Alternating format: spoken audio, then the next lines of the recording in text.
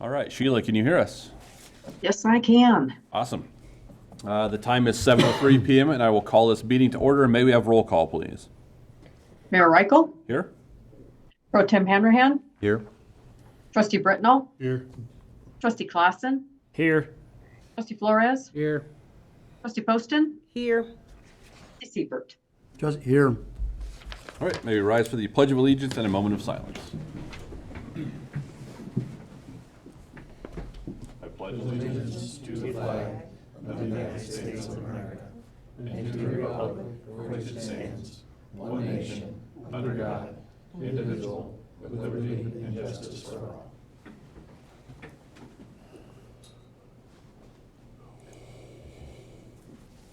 All right, be seated.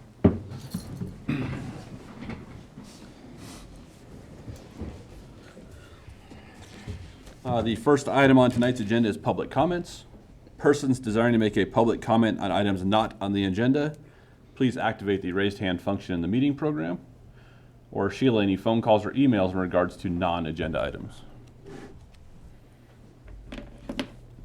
You're muted, Sheila.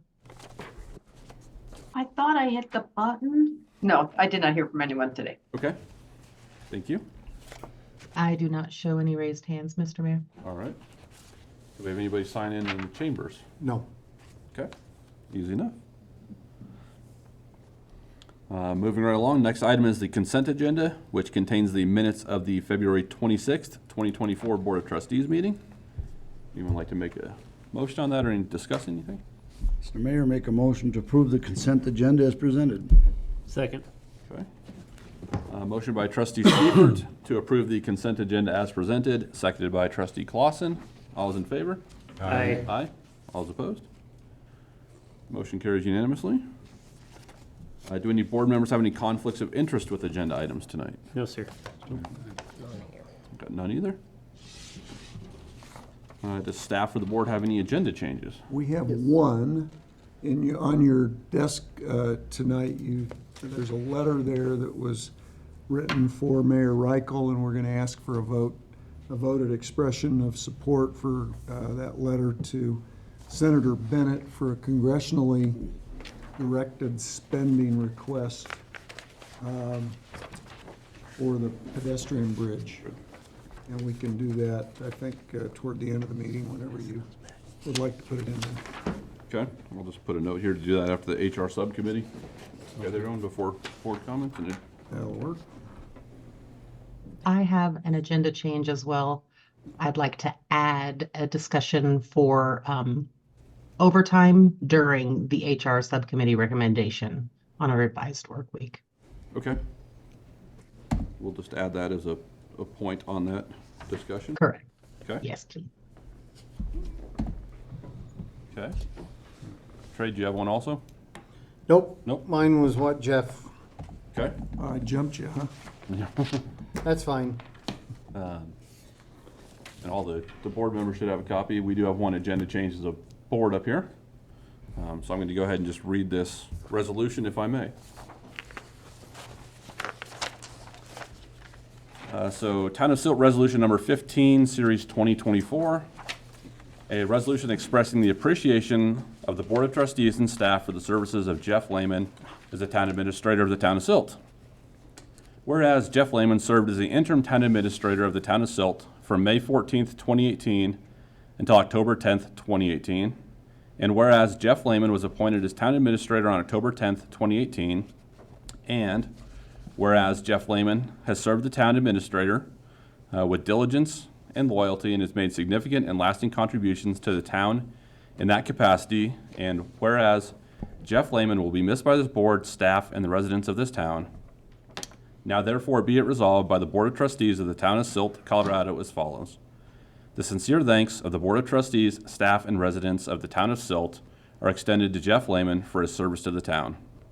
Jeff Lehman is wished the very best of success and happiness in his future endeavors, and this resolution shall be spread at large in the minutes of the meeting, and a certified copy therefore shall be delivered to the said Jeff Lehman. Introduced, passed, read, and adopted at the regular March meeting of the Board of Trustees of the Town of Silt, Colorado on the 11th day of March 2024. And we have a copy of it for you. Oh, we should have. Come on, Hexel. Thank you very much. Thanks for everything. Thank you, Jeff.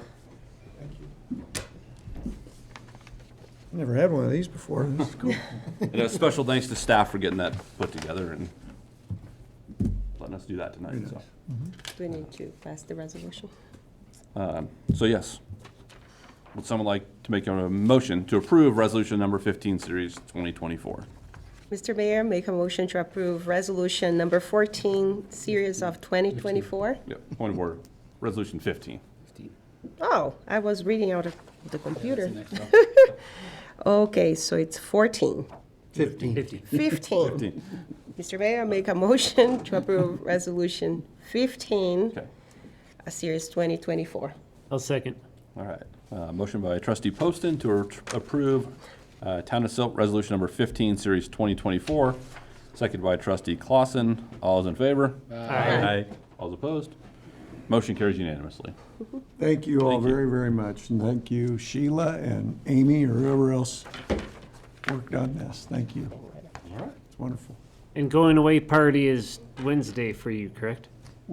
Yeah, staff's gonna have what do we call it? An open house from 3 to 5, right? At Town Center. So hopefully you can all stop by and wish me bon voyage. All right. Okay. All right. Thank you. Thank you. Do you have any other agenda changes this evening? All right. Seeing none, we will move on to the recognition of Sarah Flores and Casey Carbone Marin, like you just told me, is the water and wastewater ORCs. And I will turn this over to Director Fauner. If you guys would like to come up to Yes. the front table, please. Thank you. So as some of you probably recall, in 2020, we had a complete turnover of staff at the water and wastewater plants. At that time, no one on staff was qualified enough to be the operator responsible charge or ORC. We hired Tony Zancanella to assume that position. He's been doing outstanding for us. He's still going to work in that capacity somewhat to help these two get their feet underneath them. They're doing most of the paperwork and the state paperwork, but we don't want to throw any red flags up to the state. So Tony's still double checking for us and all of that, which he's doing excellent for us and helping these two figure out what they need to do. So Sarah will become the ORC for the water plant. She's worked in Carbondale at those plants. She holds an A-level water treatment, a C-level wastewater treatment, a distribution 1, and she also has her CDL. She's been with the town now for 4 years, and she's really taken to the water plant and figuring out that old one. She's on all the meetings for the new water plant as well. And then Casey, he was actually the first one thrown into the fire when everybody left, and it was basically just him over there at the water and wastewater plants till we got somebody else over there with him. And he's been with us for It's going to be 5 years. 5 years, that's right. He's been with us for 5 years now. He currently holds a B in wastewater and a B in water. Our wastewater plant is a B plant, so that's well enough. He has worked good over there. He came to us also from Carbondale.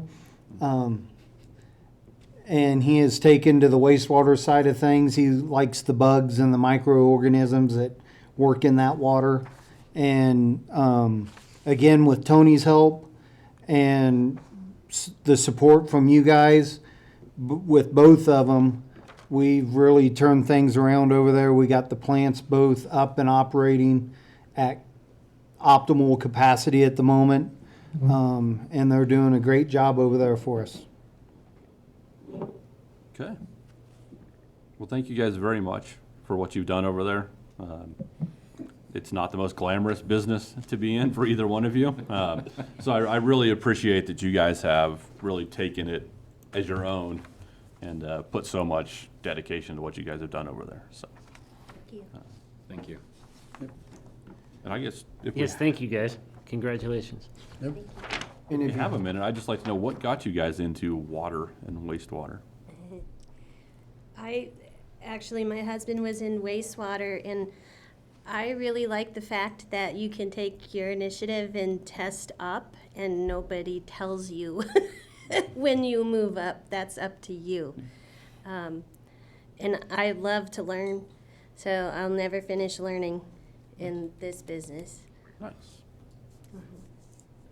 A series of unfortunate events. No, I'm just kidding.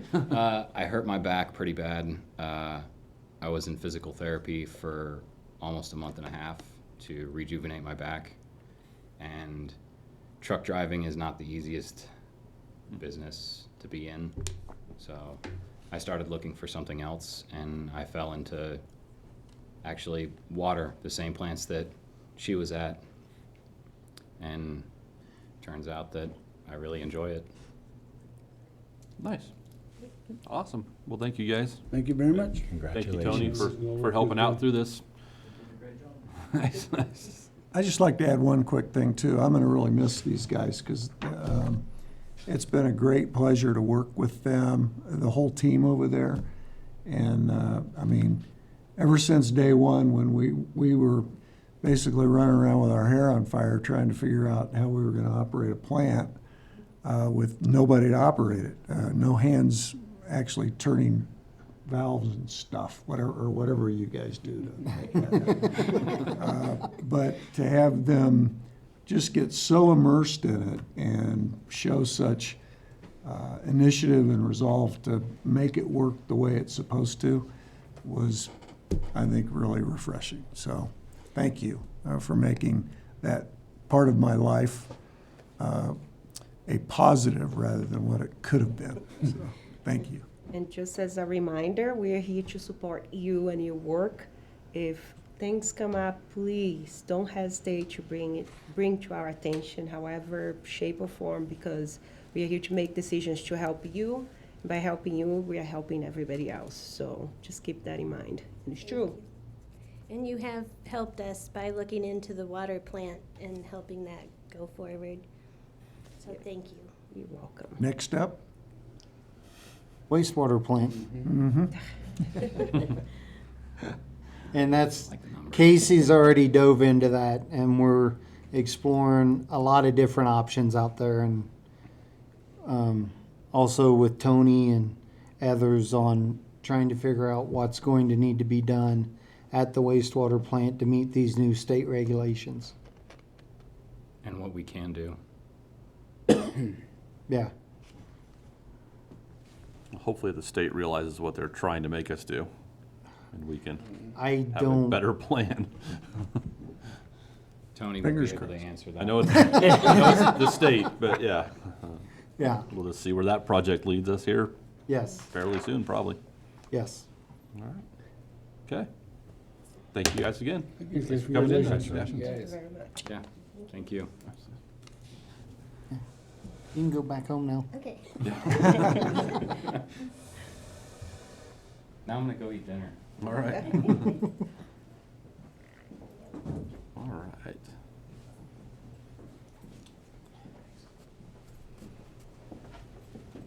Hi, Adrian.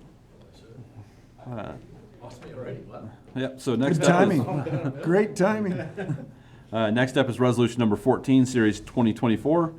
A resolution of the town of Silt repealing and replacing resolution number 16, series 2019, adopting an official street tree list and suggested shrub list for the town of Silt.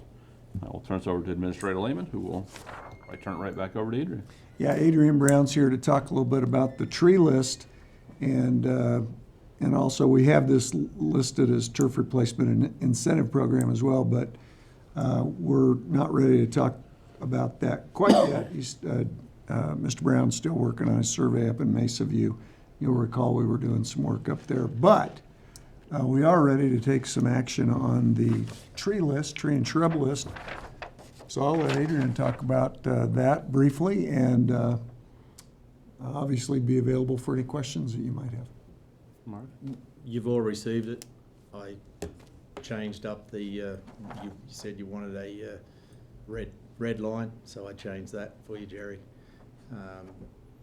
It's pretty straightforward. Most of the changes revolve around water use. These mesic variety species, that's not really going to grow quick and successfully in this part of the world.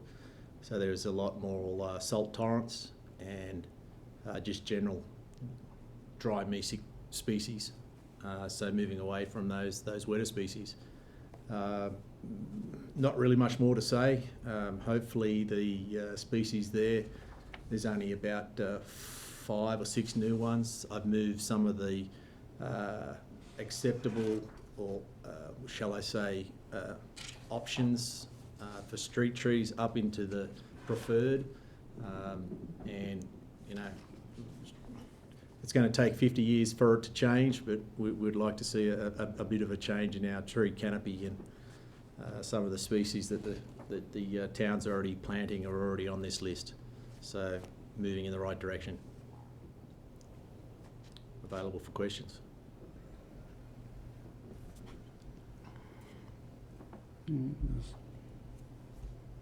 I guess my only question, it seems like we removed most of the pine species of trees.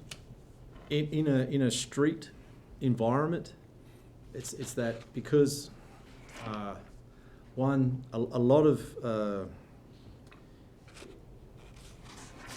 it's about you know you've been on that corner and you're looking down and you see, because they have such a low, typically if they've been structured that way, it takes the with the right sort of water regime, you might get 2 feet growth out of a conifer, if that. It's usually more like 12 inches. So they're going to be a blind spot in a tree in a street environment for a very long time. So to get away from that, it just makes more sense. And you typically probably don't want a lot of drop in a street environment as well. There are still species there that are up there, but you know, moving them down to a more sort of household backyard kind of option. Okay.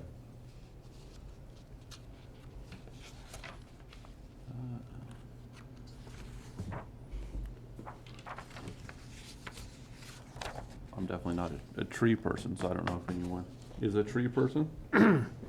Oh, I was just gonna ask, so, you know, street tree, you're talking the whole front yard, correct? Or just, because just on here, I see street tree, and then I see other trees acceptable for side or backyards, but I don't see anything specific to front yards. Well, I'd actually defer to town representatives there. In the context of easements, there's the right of way for a street tree is what I've always considered a street tree. Any tree that occurs within the right of way of the road. So whether or not there's some actual ordinance around that, and you'd probably want to link that ordinance to this kind of tree planting scenario, that would be the ideal. The ones in the backyard, I think it's, you know, side yard if you've got a pretty good relationship with your neighbour. Gotcha, thank you. Yeah. Is Nicole on with us?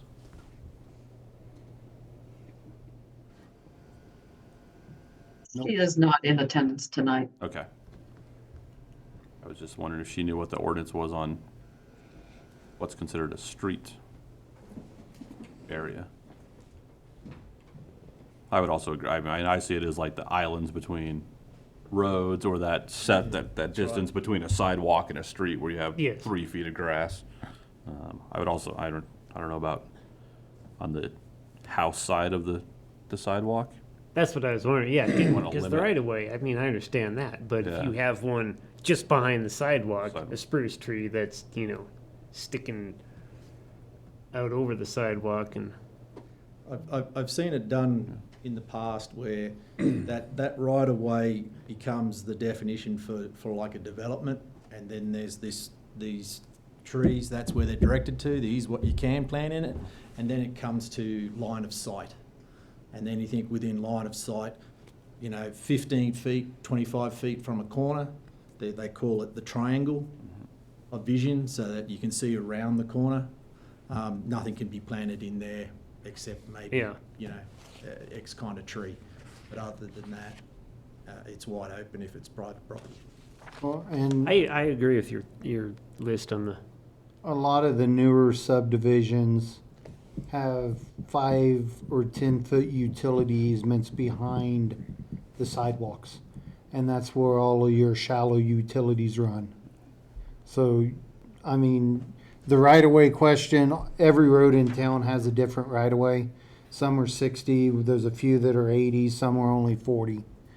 So, and that's if the town develops out to the right-of-way, from right-of-way to right-of-way. So that could vary depending on what part of town you're in. I guess. Maybe a little bit intentionally vague there, street tree, Yeah, and I guess I should have paid better attention to the list. But like, crabapple trees or any type of fruit tree, just because I have one in the right of way. I did not plant the thing, but it does creep out over to the street and the sidewalk and everything. They're a lovely tree. You know. They're a lovely tree. But your comments around it's other acceptable trees for side or backyards. So you're saying your crab. I'm just saying maybe crabapple should be on the right of way. Not allowed. I don't know whether you'd want animals sort of going after the fruit in the street. Yeah. And there is that drop as well. Sorry, it is not on the list. It's not okay. on the, yeah. It's not on. It's on the. It's in the. My That's the side apologies. yard. Yeah, it is not on the Yeah. list.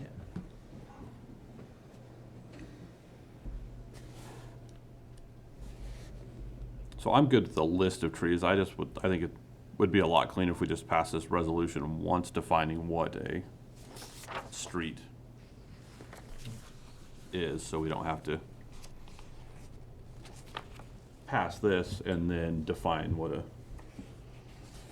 street is. I think it just- We're happy to bring this just back take and this have a conversation with Nicole and Adrian and see if we can come up with whatever that generally is thought of. Has planning and zoning reviewed this list?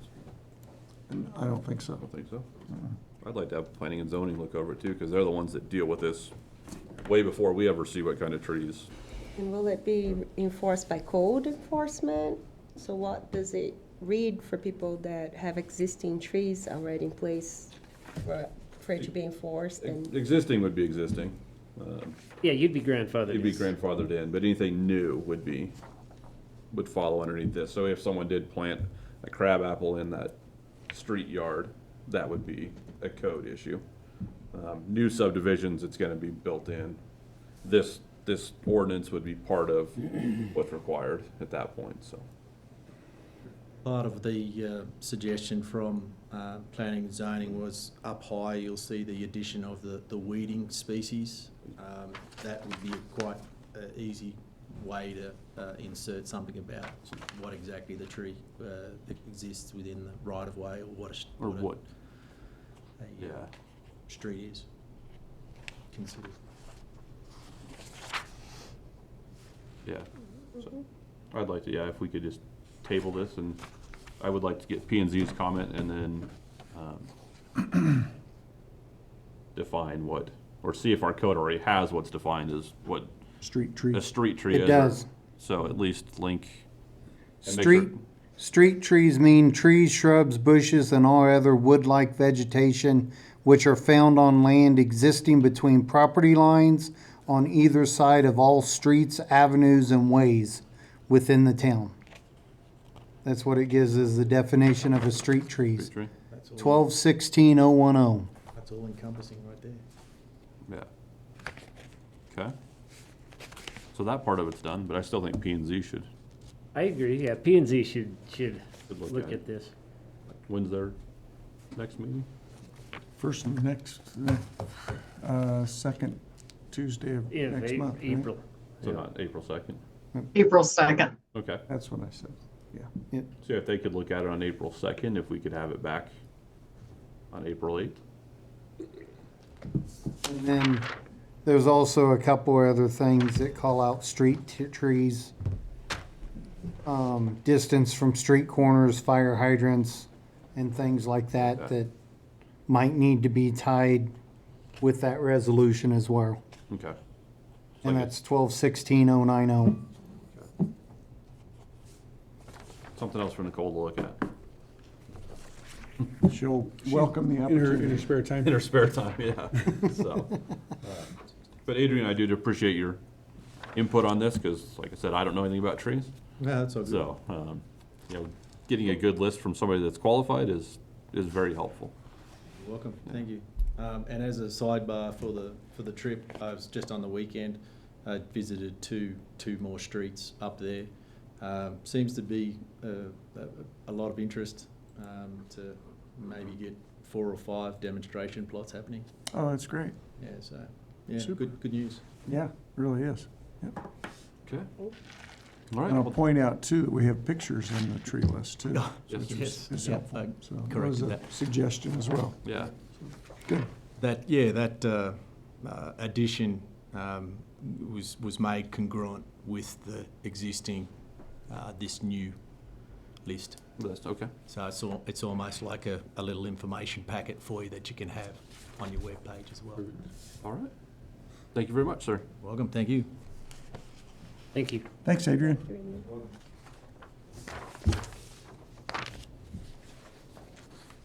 We don't need to make a motion to table that, since it's not a public comment? Okay. Next item on the agenda then is the town manager recruitment and selection process with Bill Efton. Over to Administrator Lehman. And Bill is still at his campground in Arizona, and we all remember the connection issues we had last time, so I'm going to be presenting sort of where we are in this process.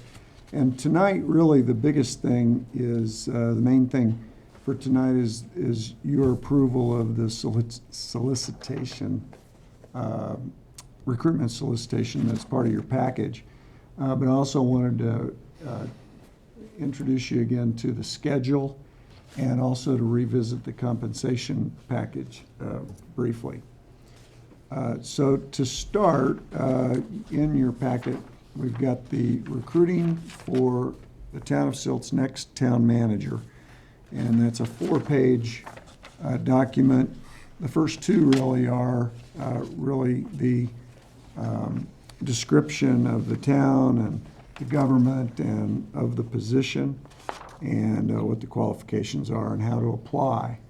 The second 2 pages are really just sort of a regurgitation of what we have on the Discover Silt Colorado website, just information from that to give to candidates. So are there any, I'm not going to go through every line of that, but is there anything there that that would keep you from directing us to put that out tomorrow, which is our plan? Looks great, Jeff. Yeah, I think it looks good. I think the salary change is probably needed now that we have some more information on what neighboring towns are getting. Before that, I think we were just kind of shoot from the hip at what we were hoping for. Now we have some actual numbers. If we're too low, we're going to get 0 applicants. So I'm good with that change. I like the 4 pages. I don't have any objections. No, it looks really good. I think that's good.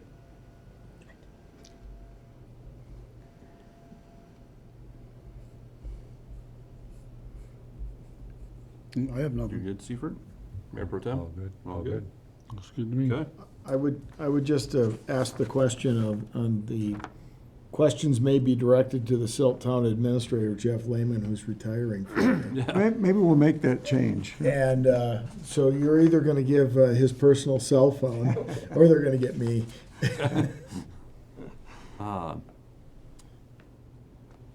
What are you going to use for a number and contact for?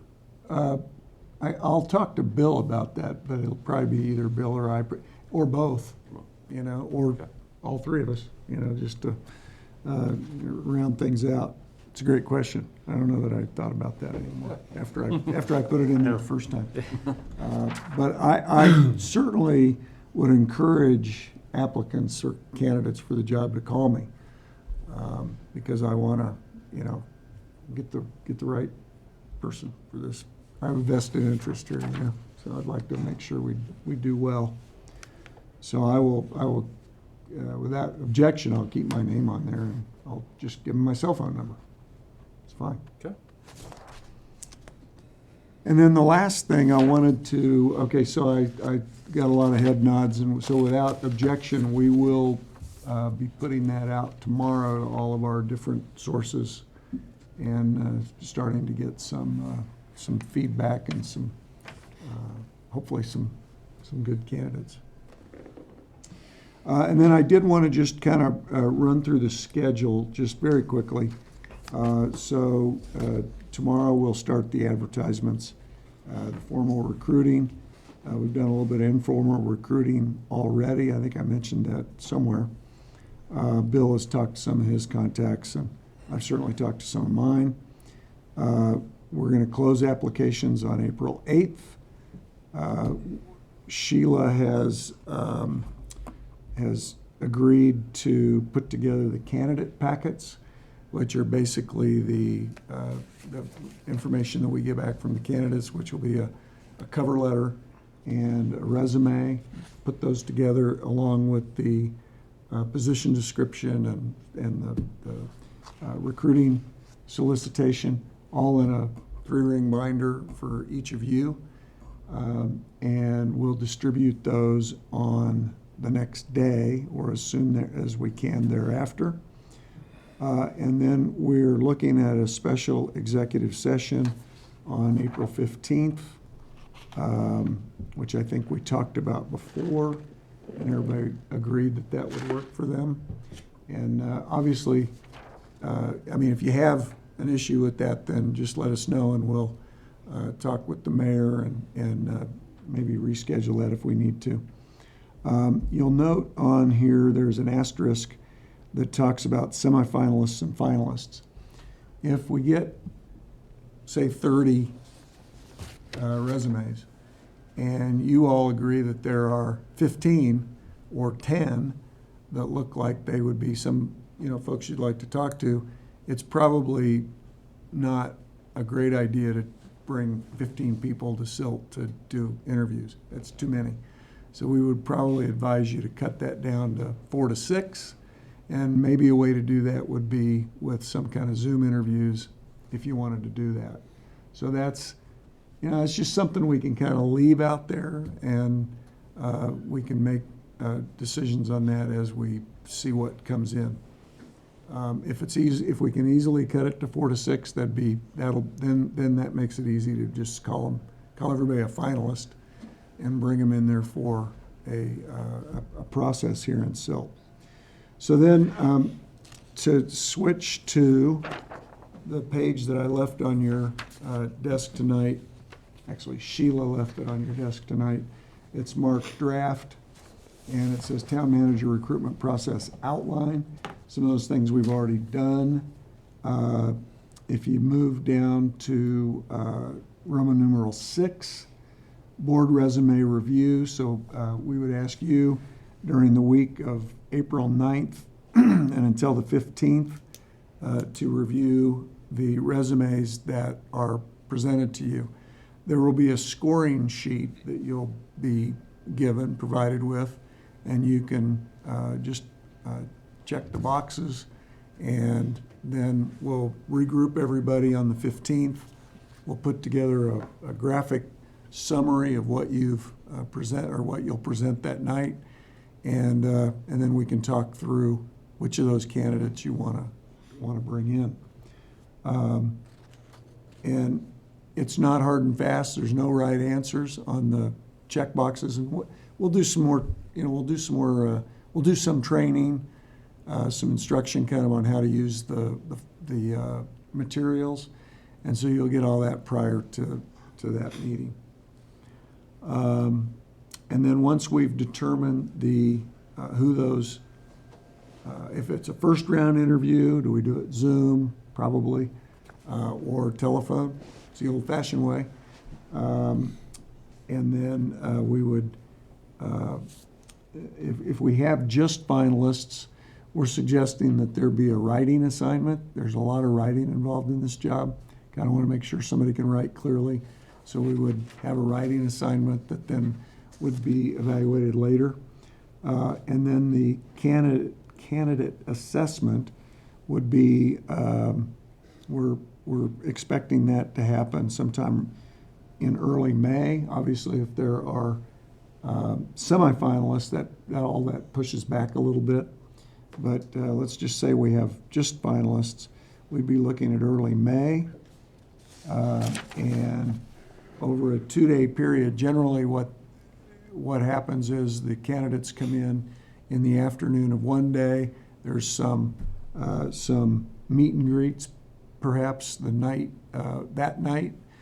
Could be with, we're suggesting that there be an employees meet and greet as well as a community meet and greet where we would invite folks from the community to come out and meet the candidates. And then the next day would be probably a couple of different interviews, Board of Trustees interview, a stakeholders interview, maybe with some folks in the community. Could be somebody from the chamber, could be people from the school, from neighboring towns, CMC, merchants, obviously, in town. And there's a lot of time between now and then to kind of nail that down, and we would do that with your input. In fact, as I throw that out tonight, I would love to have any input you might have on that right now. We would do an applicant tour or a candidate tour with our directors and department heads, where they would probably put everybody they'd put all the department heads in a van along with one candidate while you're interviewing the others, or they're maybe in another interview or whatever, and they would spend about an hour driving them around town and just observing the candidate and then provide feed. They drive around town and show them what's important, what you've been working on, what's important to them, and then they would be observing, and then they would provide that feedback to you at some during the candidate assessment review later on that day. So then, and that skips ahead to the candidate assessment review. After all the interviews are complete and everybody's handed in their feedback forms, and we have an opportunity to assimilate that information. Again, we would put that in a graphical display and then walk you through the process of picking your one or two top candidates. If there's a tie and you want to bring somebody back for another interview, always able to do that. And then if you pick somebody, then we move on to the next step, which is to do some more due diligence on the top finalists, which would be background investigations and so forth. Maybe a little deeper dive into those background investigations. We would do initial background investigations first before we even brought them to town. Make sure there's no big red flags out there. And then if you pick one, we start talking about negotiating compensation packages and so forth. And once we've nailed that down, then we extend a job offer and pick a start date. Okay. Sounds good. So I would encourage you to take this piece of paper marked draft with you. Take a look at it, review it a little more. And if you have questions, don't hesitate to call me. Am planning to be involved in this beyond Friday. So you've got my phone number. I'll provide you with bills as well. And, we can work together to make sure we get the best candidate we possibly can. Any questions or suggestions or?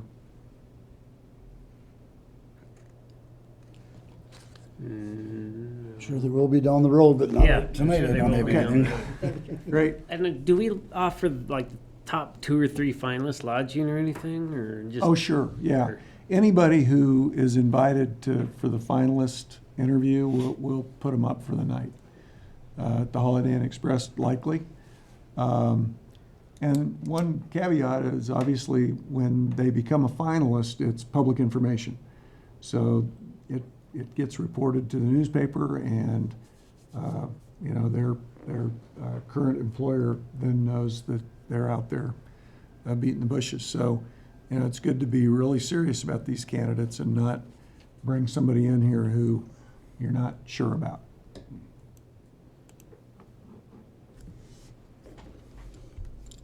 But then again, you'd rather be sure about them. So even if you're not sure about them, it's good to come in and have them come in and talk to them so you can be sure, Can't be sure about them. if all that makes sense. Yeah. Sure. Okay. Okay. All right.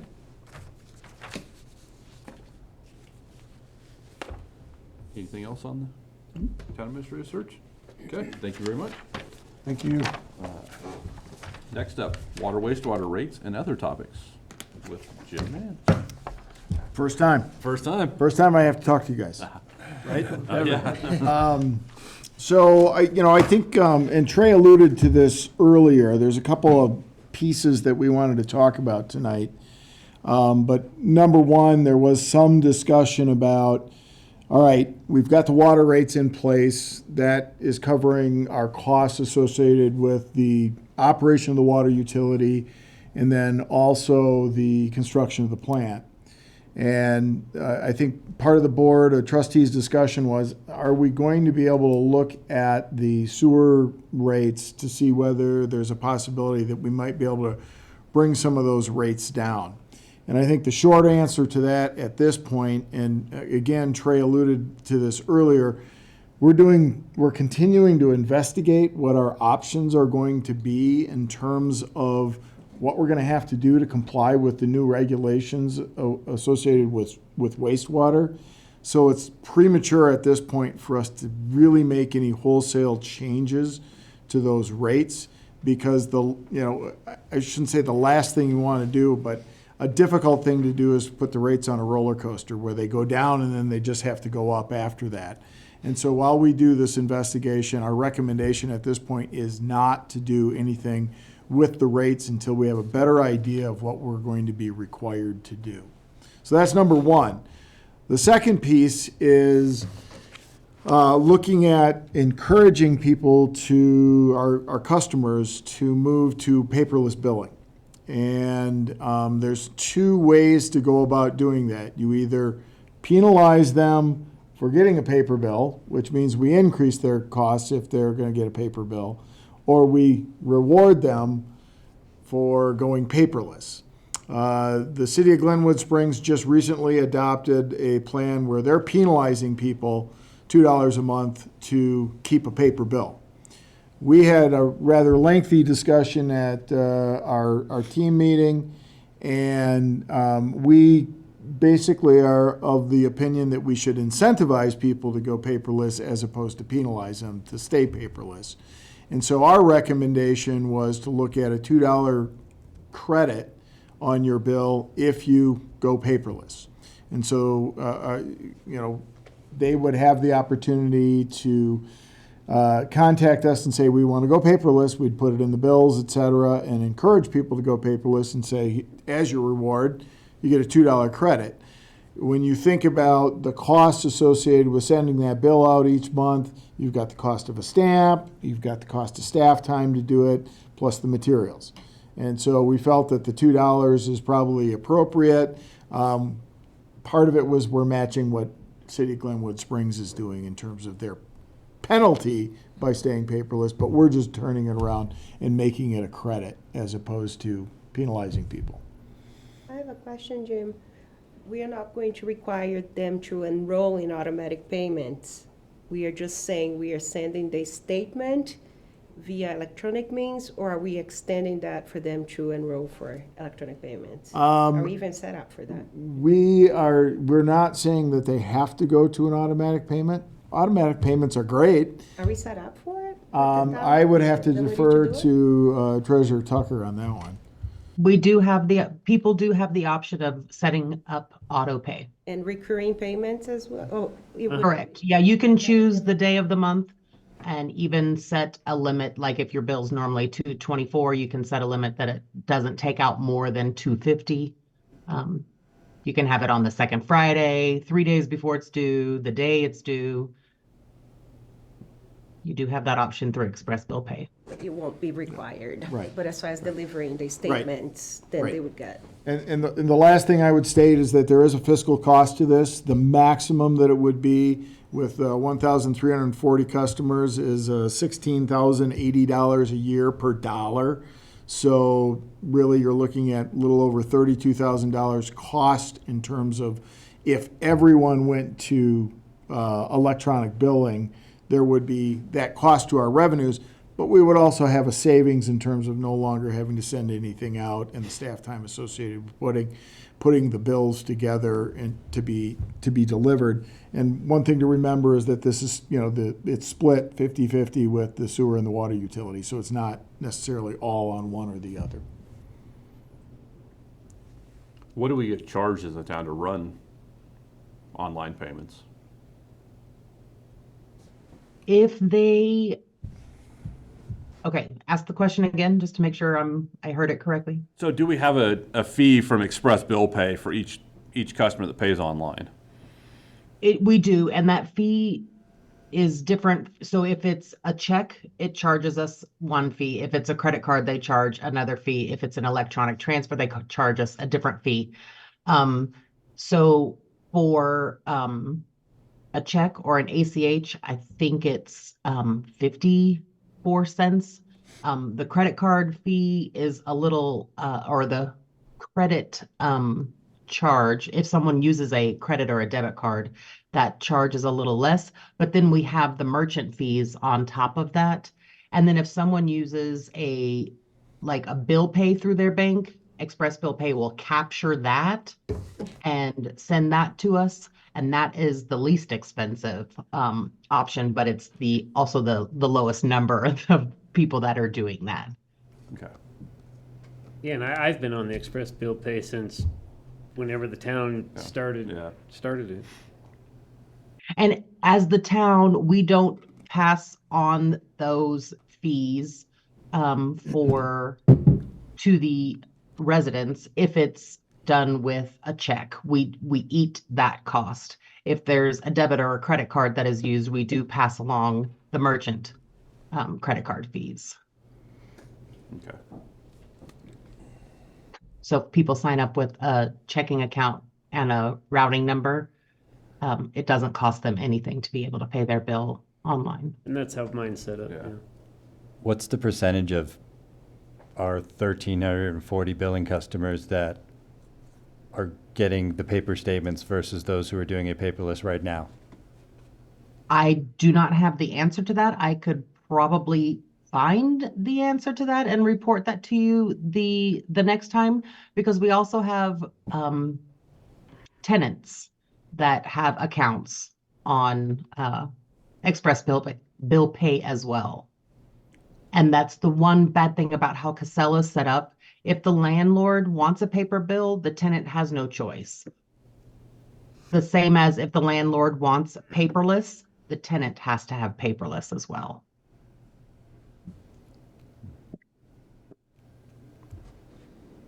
I mean, it would help in trying to determine the cost versus the benefit of the savings if we knew how many customers are on paper now, even as a rough estimate. So I would say about 1,100 statements are mailed out at the first of the month. It's a bigger number than I was expecting. Mm-hmm. Hoping for 50-50. But you have to also know that we're sending a statement to the landlord and to the tenant. So there are some accounts that are getting 2 statements being sent out. And looking from the perspective of timing that staff is creating those statements and getting it out and processing accounts payables, and processing those payments and crediting them, I think it's a great idea. I'm definitely for it, and yeah. Just I like the idea of doing it as an incentive, not as a punishment for not doing it. Correct. I feel like that's not the tone we want to set, particularly Not at now with water plant and wastewater plant coming up, and it's, Well, especially as we need to give them a break. especially as she was just talking about too, if a landlord Yeah. wants a copy and the tenant doesn't have a choice, they're getting charged $2 more for something they have no control over. Versus the savings is nice, so Let's incentivize the behavior we Yep. want. carrots are better than sticks in some cases. Yeah. positive reinforcement. Sure. I don't know. I was in favor of going with doing the $2 a month, but I don't know how they handle landlord tenant.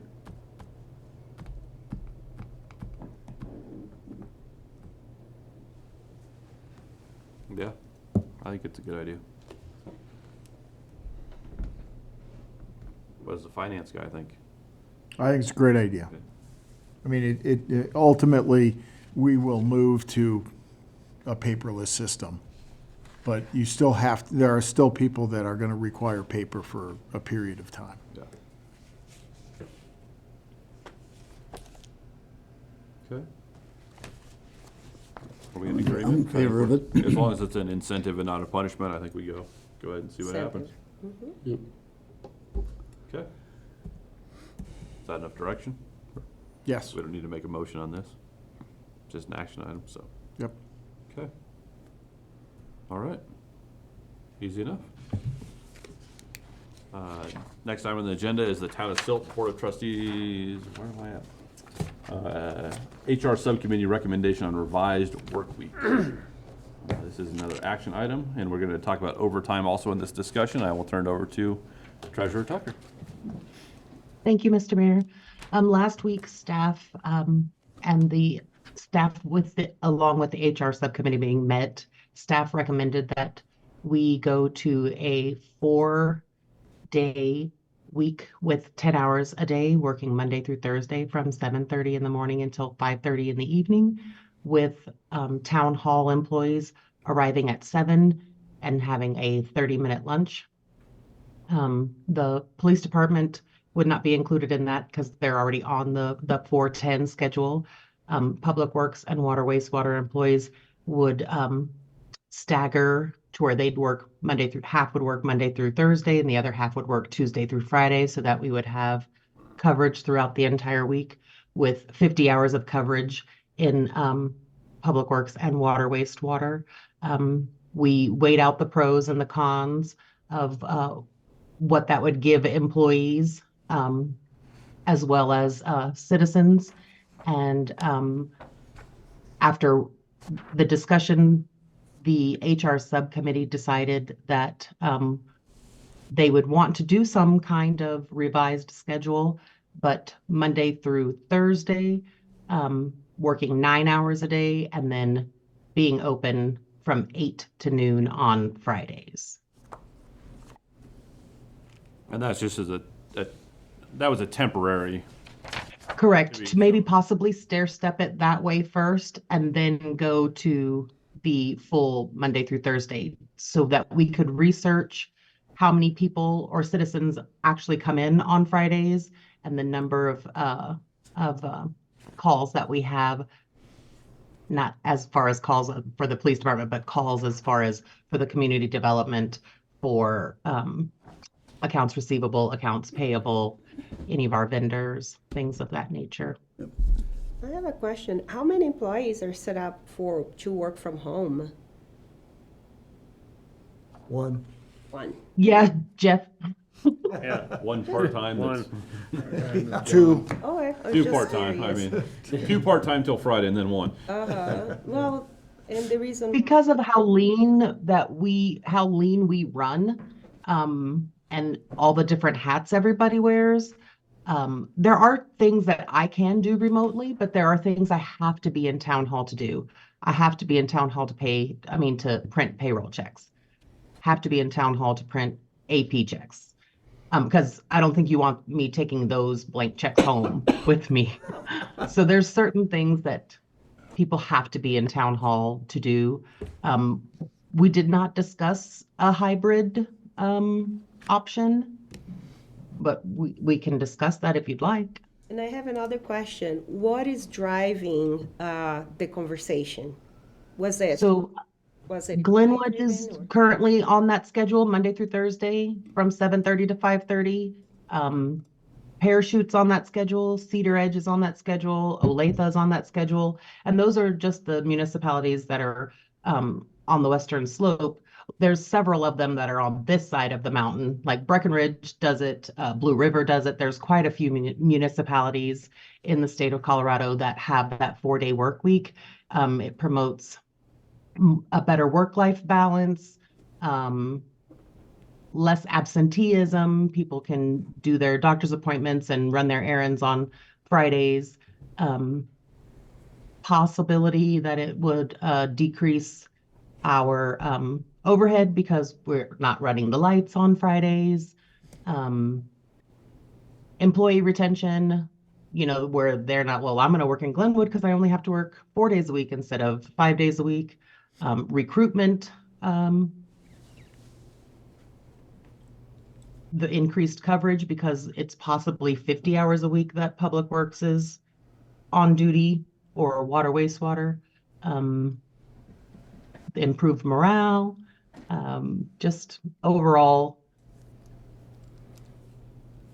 Quality of life. I think it Also, it's really comes good. down to work-life balance, which is what everybody is Yeah. always Looking looking for.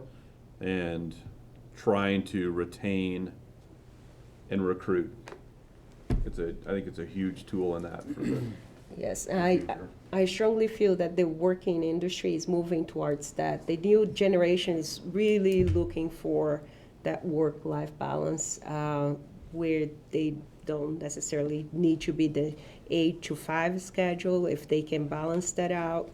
And that's why I kind of brought up the hybrid possibility. Not that we need to be discussing this now, obviously for things that you guys would be able to do so. But as interim, James, interim mentioned, if we move to like payments electronically, we're slowly incorporating and just maybe on Fridays, not having as many people coming in and making those payments on Friday. Therefore, we can slowly move into that direction. So, I mean, yeah, I'm in favor of the quality of life, taking care of employees, and managing the decisions, potentially, if agreed by the board, to take the HR recommendation and potentially, after we hear everybody, what their concerns are. My concern would be the change, so maybe doing like lots of notifications and things like that, like the transition. So my concern would be the transition and how we address it. And then my second concern would be transitioning the electronic portion of it and maybe thinking about the reasons why people are coming into town hall. And I'm only thinking Fridays should potentially be slower days anyways. But They usually are. if we have a are slower days. system for appointments where the people could call and make those appointments, have a good system in place for Fridays when they would normally be coming in, but having a good system in place that they would have an alternative way to get a hold of town, and that is communicated to them. But those are my two basic concerns: transition and having a good system in place for people that would normally come on Friday. And now we are not open on Friday, but we want to make sure that we have something in place for people to address us, at a given time. So the plan that the HR subcommittee right now came up with is that we would be open half a day on Fridays, starting April the 1st, and we would have notification on the doors. We'd put it in a newsletter. We'd send it out on Text My Gov to get to hit as many people as we can with that information. And then the half day Fridays would be for we didn't decide how long of a time it was going to be for, but to get significant information on how many people we're actually serving on Friday mornings. Wouldn't it be more beneficial to have staff split the week, like Public Works, so that the community has 50 hours of coverage, and staff still only gets has the 4-day work week? 2 people, So Monday, Thursday, we could do that. Tuesday, Friday. It would be Sheila and I would always be working the Monday through Thursday because of board meetings. Right, and then the office is So still open. then we'd also have off all of the holidays, which would make it a 3-day week for us and then a 4-day week for the other people because they wouldn't get the holiday. They'd come in Tuesday through Friday. Yeah, that's how, So so we operate the same shift, and I'm on the Monday schedule, and it gets its perks, and, so the people the people working Tuesday through Friday get a holiday pay on their check, where I get the day off. So it goes both ways, so they actually get an 8-hour, or whatever the holiday pay is, on their check, and I don't get that, I get the day off all the time, or whatever that is, but. You're not getting a paid holiday day that day? I get the 40 hours on my check, but the guys that work on Friday, they get 48 hours because they're already off on a Monday, or they can take a Tuesday off or another day off in the week to counter that holiday They day. do a floating holiday. Yeah. But I'm just thinking that way everyone gets 4 days off, or gets a 4-day work week, and the community still has service 5 days a week. But It also They get 4 leaves days our off. 2 newest 4-day employees in admin without Sheila and I on How does Fridays. that work? when no, there's- 4-day work week, not 4 days off, 3 days off, 4-day work week. Okay. As far as managing workflow, how do the town managers feel about that? Because you're managing, if we are taking that, we have certain services, AP has to be processed by a certain time.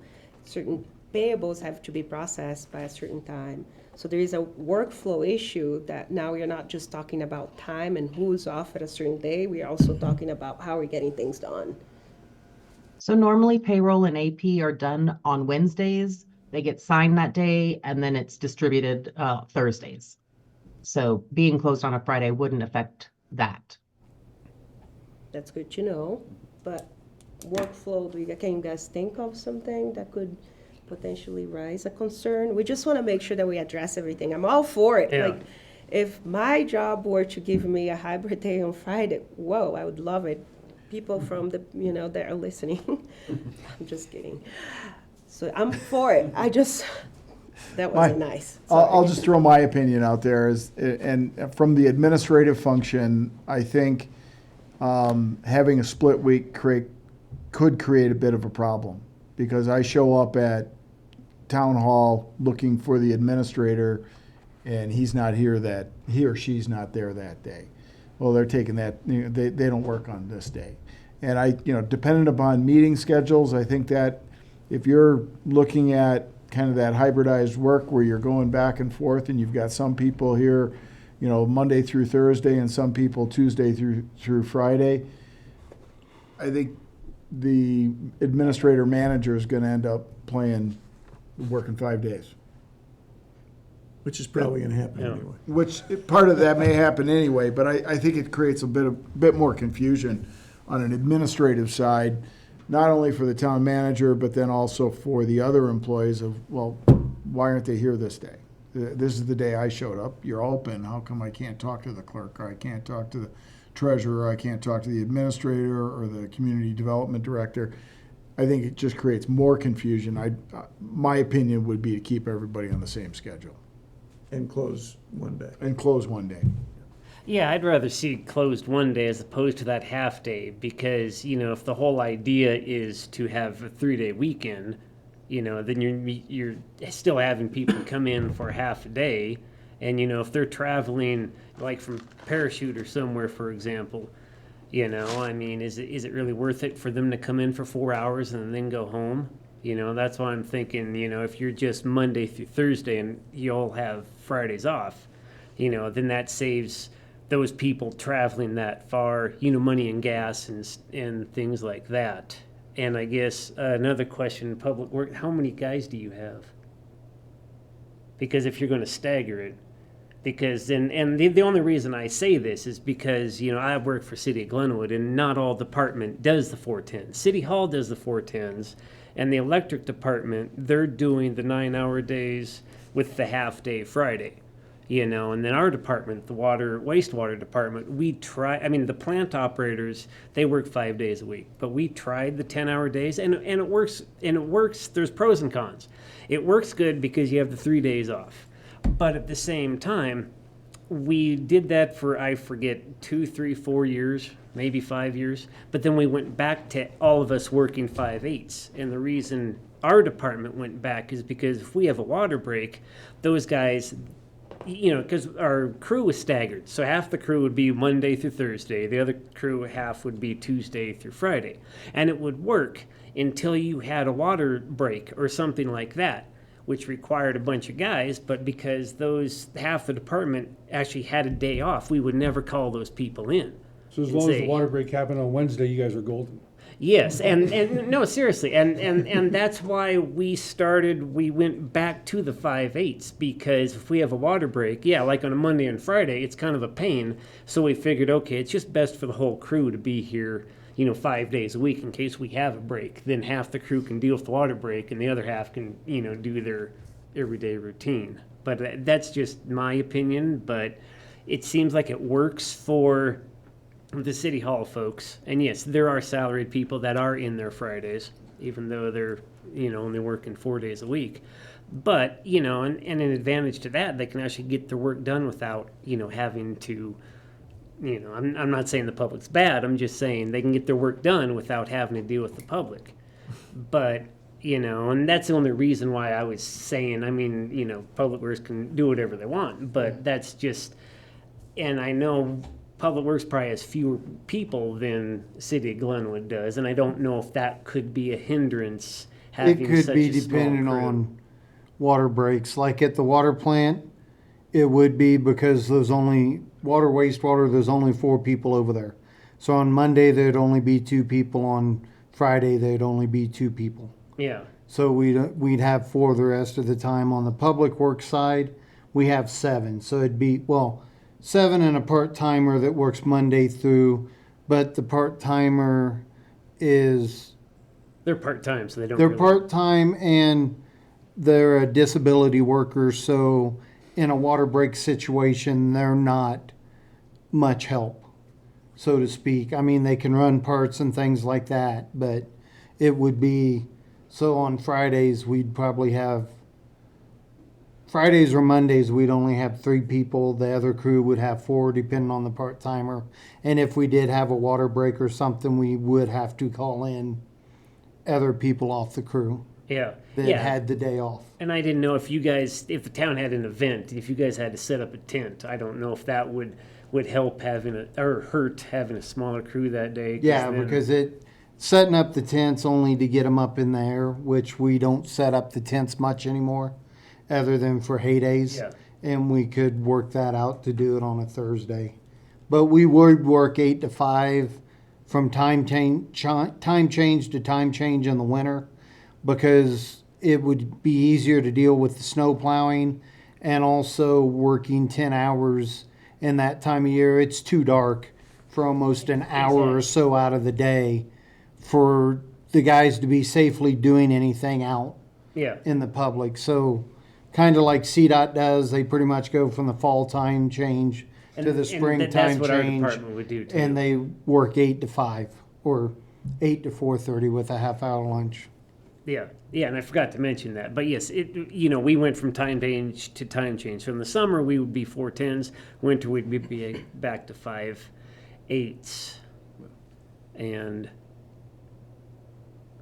Yeah, and the only other odd thing, and I'm sure there's workarounds because Glenwood City Hall has the workaround to where, you know, holidays, there's still 410s, but for some reason our department, if we had a holiday week, like we were done, you know, Monday you were off, for some reason that week reverted back to 4, we'd be there for the vacation day. It reverted back to the 5/8s, just so I guess it was easier for accounting to work with just the 8-hour day but since then, City Hall found a way to work around that. So anyway, that's just my experience on the 410s. But you know, I mean, I think it's a good idea.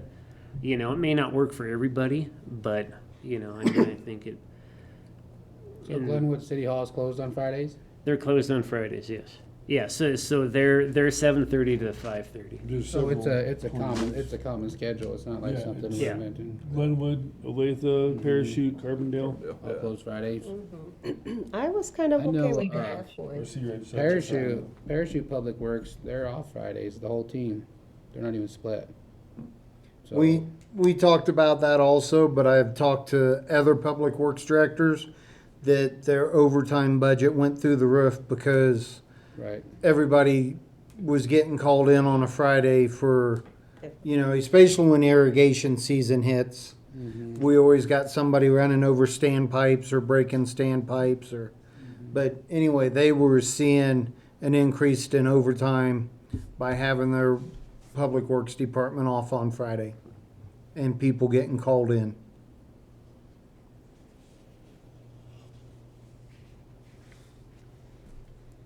But I can see it going both ways. Yeah, there's pros and cons to both ways to do it. I think that's why the subcommittee recommended we go to half days on Fridays for town hall, at least just to see what, I mean, if we have 50 people in here on Friday mornings, then we know we have a large, you know, community population that gets their business done on Fridays, so we need to be open to accommodate them. You know, if we have 2 people come in on Fridays, Or at least that gives time to give in-person education about the changing About the hours change, yeah. versus it just being all of a sudden April 1st, we're closed on Fridays. Right. And that's what I see on that. I'd like to see it move to where we're just closed on Fridays. Because like Chris said, having somebody come in for a half day is an inconvenience. right.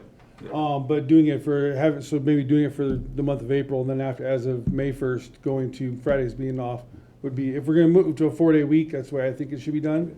But I do understand having that half day on Friday to give that break-in time for people that don't get, cause it may be that the people that are coming in Friday mornings may be the people also that wouldn't get all the electronic communication and everything else. Right.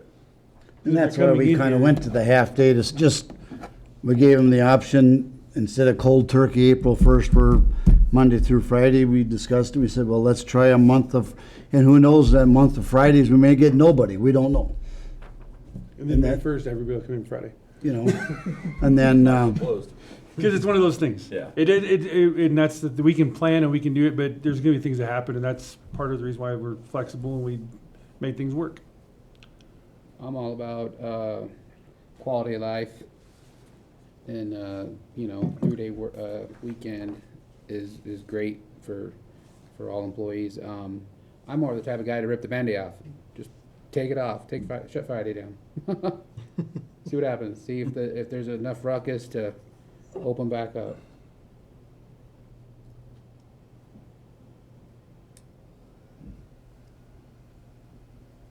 I'm only concerned about those holiday weeks. There are more than a few Monday holidays in the United States, so that leaves our citizens with 3 days of access. And I'm not going to pretend I know what that means operationally, but those would be the weeks that I foresee people being upset. Or you guys were closed on Monday for the holiday, but you're still closed on Friday. And I wonder if we have enough staff that we could stagger them, to your point, Sam, for core services or essential services, not everything all the time, but a subset that they could do on a Friday. I don't know the answer. I would think that we would probably have that capability if there was someone that, you know, a zoning application, they needed to meet with public, but with the planning department on a Friday, they could schedule that meeting out. and have that meeting on Friday. I think this is more for just the customers coming up and grabbing the door handle, that it could potentially be an inconvenience for, but I think we all got used to doing Zoom during COVID. I think the citizens will get used to being, we're closed on holidays and we're closed on Fridays. Yeah, it's the new normal. We're creatures of habit, so, if the door's closed on Friday, it's gonna be closed next Friday too, so trying to open up on a holiday weekend and people think we're That closed. confuse people more. I like the phased approach though, doing a half day on Friday, just to test the temperature of the room and see if there's pitchforks and torches out there at 12:05 on Friday afternoons. I think it's gonna be none of that. I think people will just adapt accordingly. But I do think it's a wise move to give people time to make that adjustment. Lots of communications, lots of being proactive in messaging. Getting it out that, hey, this is going away. This is an interim measure, this half-day Friday. Get used to the new normal. Yeah. We have 7 Monday holidays this year, if that helps with some numbers. Yeah. So just on the public works side, are those guys gonna rotate? So you're a Monday, Thursday one week, and then Tuesday, Friday the next? Because then it gives you a 4-day weekend every other week.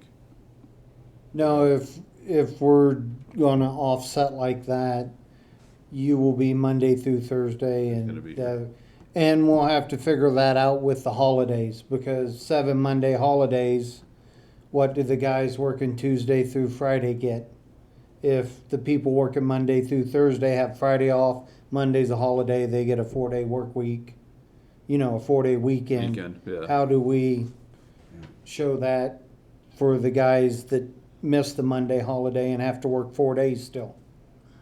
Yeah. So we'll have to figure that one out, or we just trial and error. We just shut it down on Friday, and we just have our own call guy, and if something comes up, he's the one that gets called. And everybody works Monday through Thursday. Because, we could do that. Either way, we're going to have an on-call guy, like at the water plant. We could work them Monday through Thursday. And right now, in the 5-day a week, one of them takes a day off, whoever's on call. Because we have stuff for the state that's got to be done every day. So they come in and work 4 hours on Saturday and 4 hours on Sunday. But they take that day off during the week. We could do the same. They work Monday through Thursday. They take one of the days off.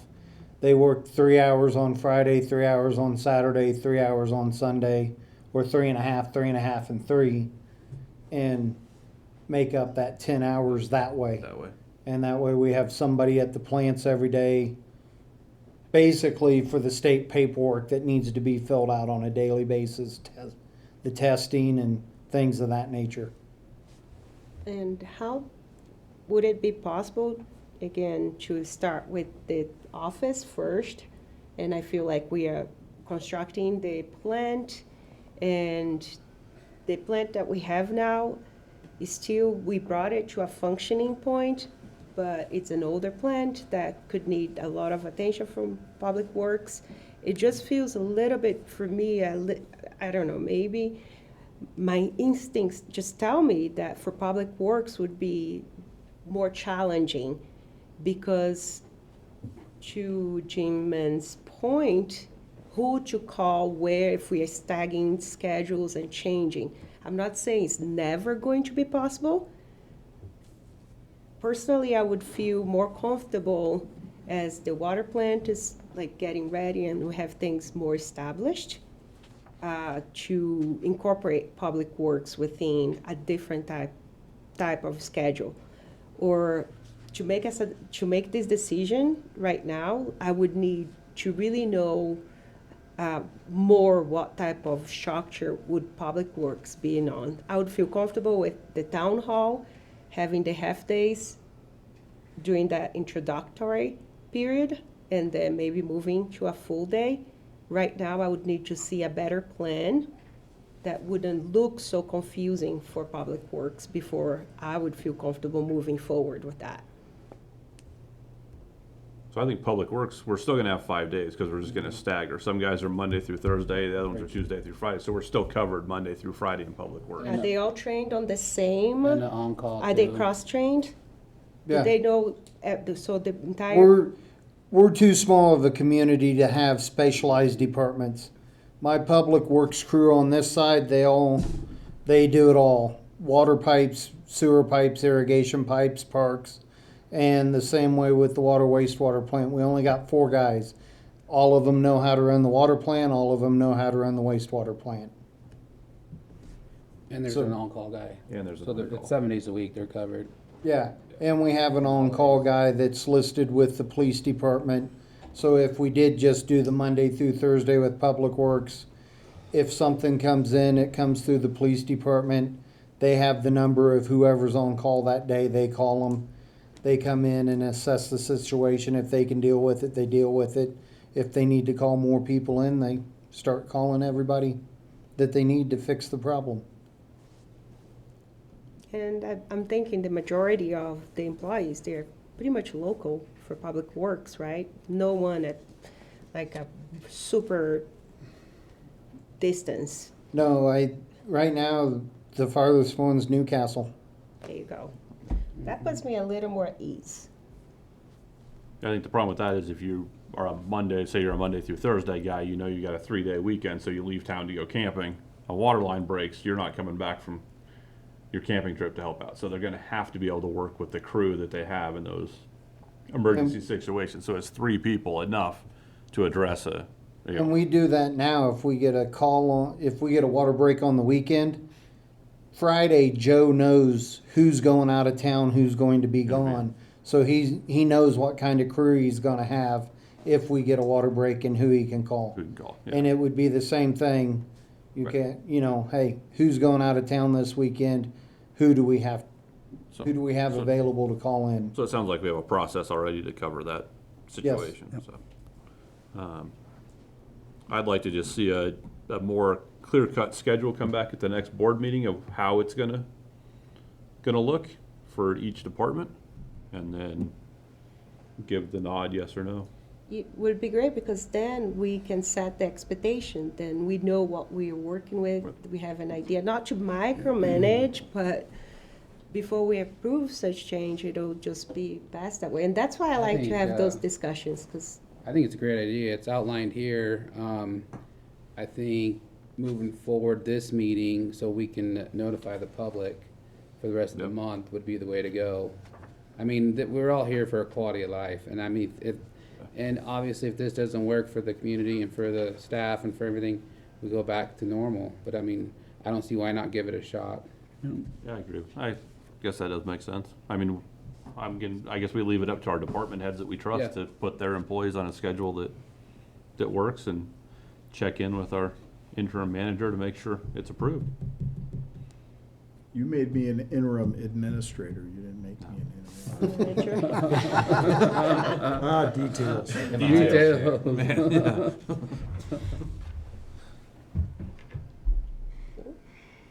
half days then, Friday. Yeah, I think we just ease in for April, month of April, and then May, plan on going to Fridays off. And good luck, department heads, Good luck. cascading that message to your employees. So I think we made this an action item, so we made sure that the board was not only fully informed, but fully comfortable with it. And so I think if I hear the mayor right, we'd be looking at April as the hybrid 4 plus half a day on Friday, going to a 4-day with Fridays away.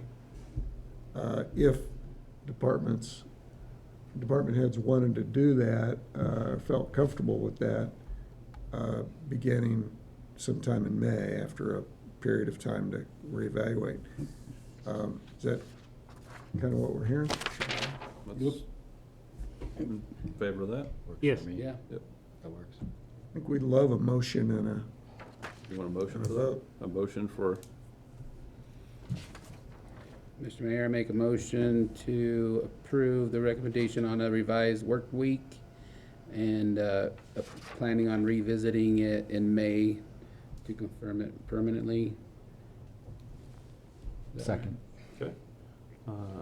Motion by trustee Flores to approve the recommendation on a revised work week that will be reevaluated sometime in the beginning of May. Seconded by Mayor Pro Tem Hanrahan. All's in favor? Aye. All's opposed? Motion carries unanimously. Except we completely missed touching on overtime, now that I looked at my notes. That's okay, it doesn't need a vote. Separate thing to do. Doesn't yeah. need a vote, yeah. Yes. I didn't want to interrupt that. We're already 17 minutes over. Yes, we are. Yes, we are. And I mean, it can be a quick thing because I've given you these numbers already. 2020 was about 7,500. 2021 was 15,000. 22 was 18,000. 23 was about 24,000 in overtime had we paid that instead of giving them the comp time. I have already created the budget line items in each of the each of the funds and the departments to where I could start tracking that if you wanted to move forward and give the employees the option of either getting paid overtime or getting the additional time off at a later date. I've always been in favor of it, and I'm not going to change my mind, so, Me too. yes. Yep. I agree. I like the idea that they get to opt in whichever way works for the individual. Quality of life. Quality of life, Get them paid. whether you want paid or whether you want time off at a later date. Okay. We gonna, There you go, Amy. Directors have a lot to do now. yeah.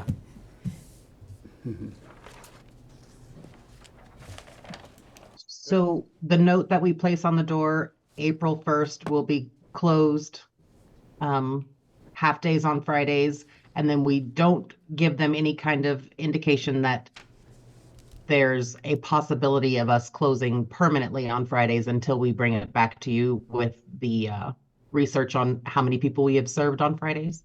I would almost say we're closing on Friday, in May, starting May Okay. Fridays. Yes, Because if we say that there's gonna be an option, then it's too I vague. agree.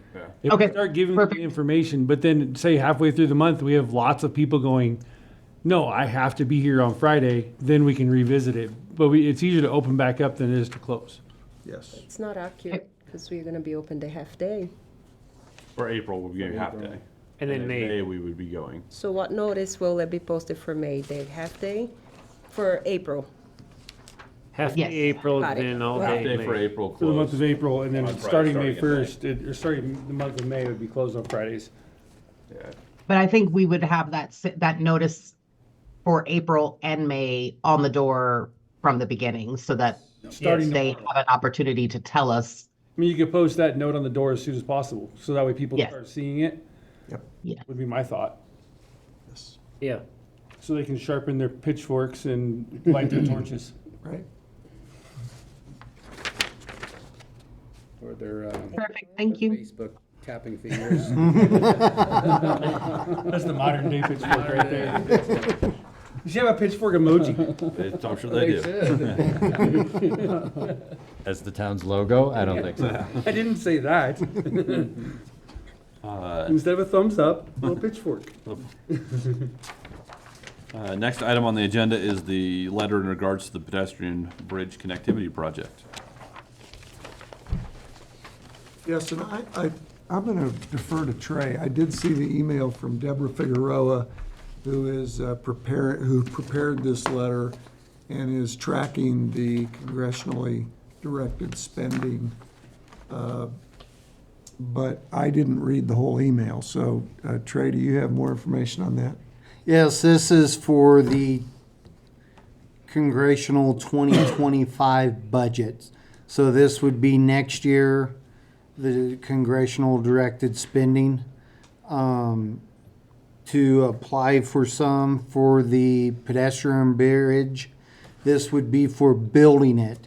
We're starting to look at the funds to build it because we have the funds and we're hoping to be fully designed by early next year. So we're already starting to look at funding the building of it. We're applying for this, but we're not confident that we'll get it only because we did find out today that we got 2.5 million on the 2024 congressional directed spending towards our water plant project. We just got official notice today on that. So we don't know that we'll get awarded 2 years in a row. But you miss all the shots you don't take. So we're going to go for it and see what happens. And that's what this is. This is to all three of our congressional members, Senator Bennett, Senator Hickenlooper, Representative Boebert, to try to get money to help us build the bike pedestrian bridge. And if you have any questions, I'll try to answer them.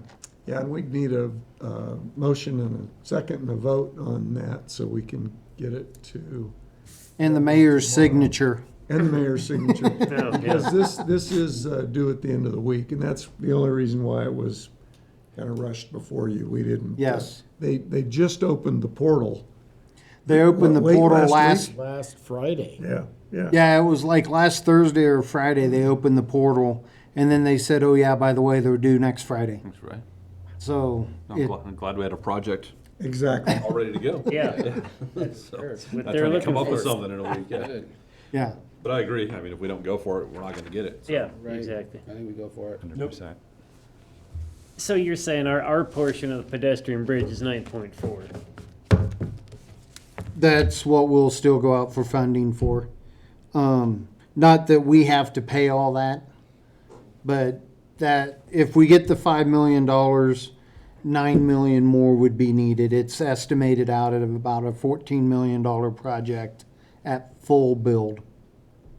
Oh, okay. So not that we don't have to come up with the 9 million. Yeah. That could be FMLD dollars, maybe Oh, yes. tap I just meant some more our, tap. our grant. half. Yeah. I was assuming it was like a $20 million project, No, and it's- our it- half is 9. The estimate's a year and a half old, but we were estimating it at about $14 million Oh, okay. with the Gotcha. last engineer estimate. Okay. Okay, so would someone like to make a motion that we send this letter? Mr. Mayor, I make a motion to approve this letter in response, or for the town of Silt supports the pedestrian bridge connectivity project. A second. Okay, motion by trustee Seifert to submit this letter for the congressionally directed spendings for the pedestrian bridge connectivity project. Seconded by trustee Clausen. All's in favor? Aye. All's opposed? Motion carries unanimously. I suspect our town clerk may have a copy of that ready for you to sign on the way out the door Okay, sounds like a plan. tonight. Nice. And then one quick note on the 24 CDS. Just as a slight correction, it's 2.053, not Okay. 2.5. That's right. I forgot a zero. And we will have some more information. We will be bringing some information for you on that. It's not as easy as it sounds, but it's good news. So we, as in we, will be bringing some information back to you to give you information on that and how that's going to go. Yes. That is good news. All right. Because again, on their truncated time schedule, we have stuff due April 1st to them on that 2.05 million. Nice. Forgot to tell you that part. Next up is administrator and staff reports. I just have a couple of quick things. You'll note on your place the activity report, staff report from Chief Kite that was in place for you tonight. And then perhaps it's my last opportunity to address the board. Use this bully, I don't know, really, it's not really a bully pulpit, but just had a few random thoughts I just wanted to share with you as I exit this this role with the town. I've always said that Silt is a great little town and with incredible potential. And you are all a really great group of representatives for your constituents. You don't just rubber stamp everything that comes in the door. You ask really good questions. It's that be careful what you wish for growth at all costs. You don't believe in that. You believe in good growth, and that is really refreshing. And keep it up, because they're gonna come fast and furious as as things do. A couple quick other observations. Sales tax, we've been down 5 of the last 13 months. I think there's maybe some, no, not red flags necessarily, but just some, maybe some indications of some headwinds. And I know Jim's on it, and we've talked about it a little bit. One of the things, we're going to meet this week with Align, our Align multi-marketing, and talk a little bit about that, about how they can maybe start to reemphasize there's no better, well, say it again, Justin, you do it so I remember well. saying it the first time. It's something. No more it's something about Shop any more local than on your. not more local than shopping from your sofa or something. Exactly. I don't I know. believe I said it, but I don't remember. Yeah, well, we can probably find it. Probably. It's on YouTube somewhere. Nothing more local than shopping from your sofa. I don't know. Yeah, that's it. But I think we are kind of studying that issue, and we just need to make sure that our folks really understand that. And I think it's one that a message that can get out there. One thing we talked about a number of years ago was a cigarette tax to support kids' recreation programs. I know at the time we didn't embrace that. I think it's worth looking into again. City of Newcastle, our town of Newcastle, brings in a significant amount of money on that, and people expect it these days.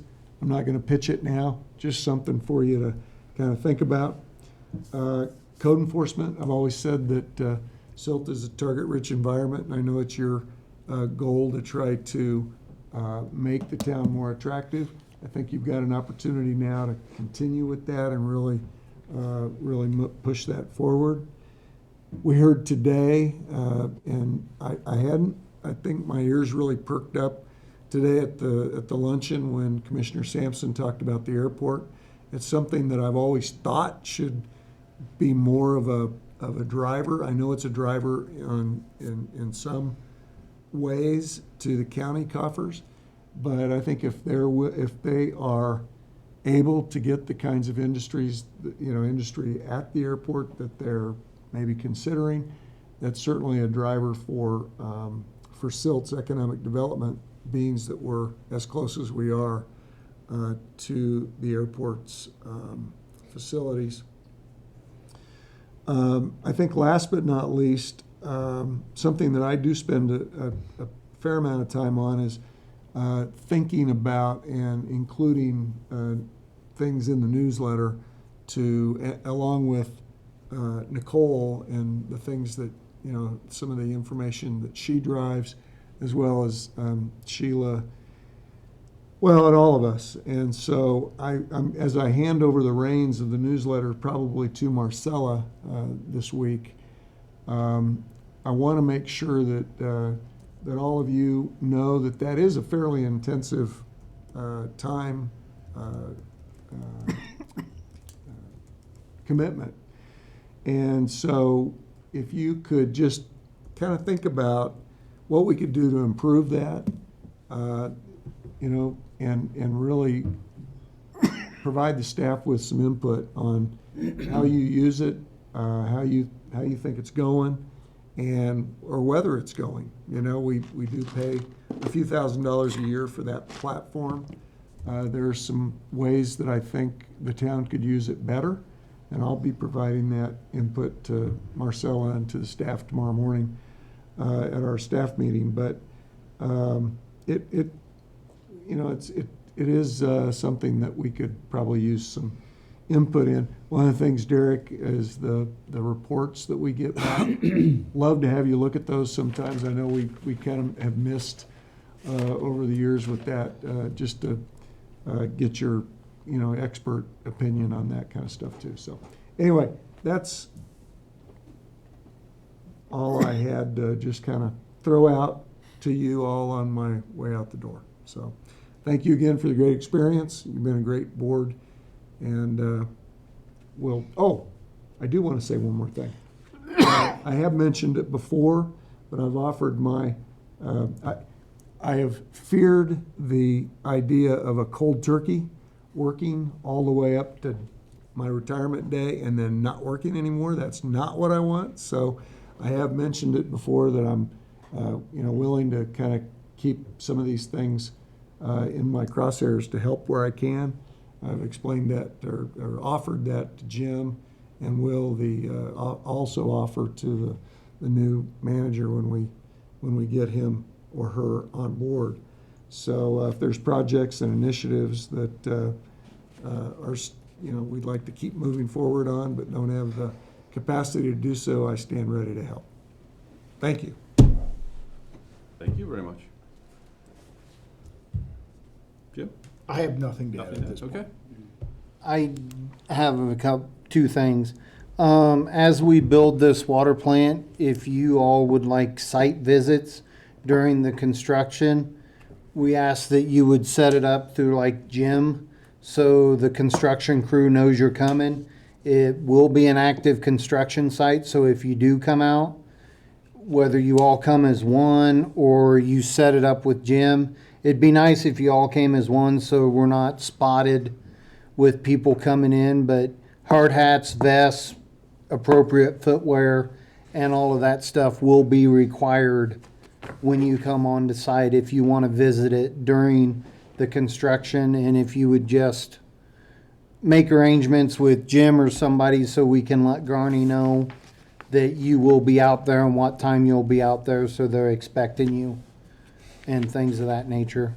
And then the last thing is, I would like to thank the town for my last 16 years here, with this probably being my last meeting in front of you. I've really enjoyed it. This is a great place to work. I am going to miss my crew, miss the people I work with in this building. It's been a lot of fun. We've tried to keep it enjoyable. And for the Facebook warriors that we always get, me leaving this town has nothing to do with the work environment in this town.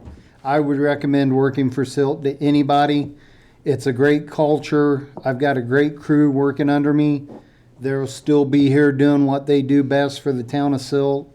And you've got the department heads I work with. I've enjoyed it.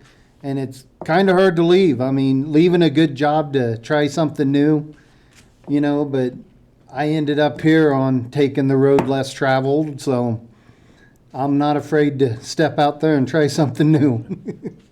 And thank you guys for your support over the last 6 years I've been Public Works Director. I think we've got a lot of good things done for the town of Silt. And that's it. All right.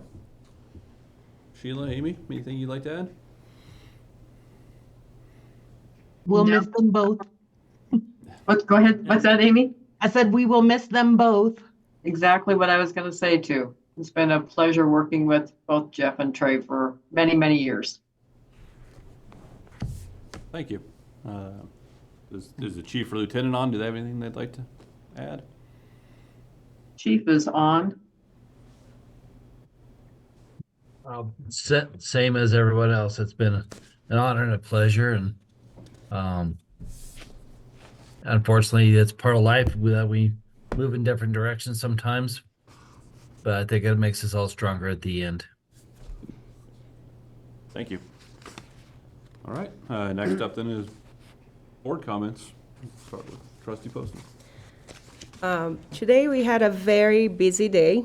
We started the day with the Colorado Department of Transportation meeting together along with the Board of County Commissioners and some town representatives. And I thought it was just really important to be there representing the town of Silt. I was able to go ahead and just address how, not necessarily how, but our approach to the projects that we do here in the town by planning, by having the vision, master plan, and then the execution, and how we align ourselves with the funding. And the water plant, and us being able to, in 1 week, apply for that additional 2.5043, like that, okay, because we're ready. So town of Silt is ready for so many great things, and I did highlight that on the comment in the meeting today. And I've made so many notes, so I will just go over a few of the notes that I believe it'll bring value, not only to the people that may be listening, but perhaps to the board as well. So that was what I brought up into the town, from the town of Silt into that meeting. And also looking at a macro view, because the town of Silt doesn't just have this, the micro view. We have a long-term macro view that addresses different things. And through the presentation by the dollar representative, I just thought that it was really great for him to mention a regional plan for capital replacement. Now we are looking into a wastewater and a state requirements that we need to do. And then we are looking into 20 years from now replacing ours. And I loved when he said, if we were to united having a vision, so the town of Silt's not spending $30 million in 20 years, maybe we think about how we can work together as a region, especially when we are 20 minutes, 30 minutes apart from each other. So those were my highlights from the CDOT meeting. And then moving on to the state of community, I must say, Silt's presentation was amazing. And what Silt has going on right now for a small town, and I love the comment that we made through the end, like how we're small, but we're mighty. And we are accomplishing big things for a town with 3,000 people, and only a percentage of that being paying, let's call it customers into the water plant, and we are still like starting this project. Wow, that's really amazing. We are accomplishing great things, and we were really well represented in the State of Community Chamber event today, and the simply irresistible little town. Those were the words. I just love that. So I'm proud to be part of the board. I'm proud of our accomplishments. I'm proud to be here and to have the opportunity to speak to such a prestigious group of people. And I'll just close my comments by saying the journey of 10,000 miles starts with the first step. We've taken many little steps and accomplished big things through the help of Trey Foner. Thank you so much for everything you've done. We will miss you, and I wrote that on your card. And Town Administrator Jeff Lehman, thank you so much. You guys have set the ground for so many things that I know we can just build upon and grow from it. And I said it's the last point, but then I came up with something else. Almost done.